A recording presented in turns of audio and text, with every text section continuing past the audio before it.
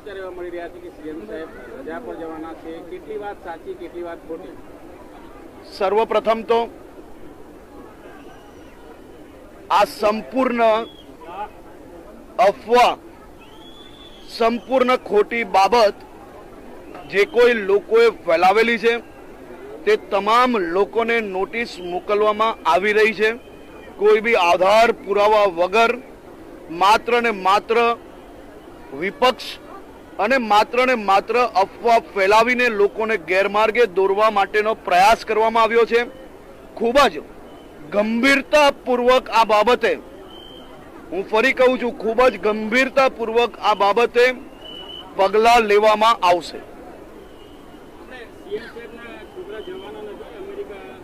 બહુ ક્લિયર મેં કહ્યું, બે જવાબદારીપૂર્વક માત્ર ને માત્ર વિપક્ષના ઇશારે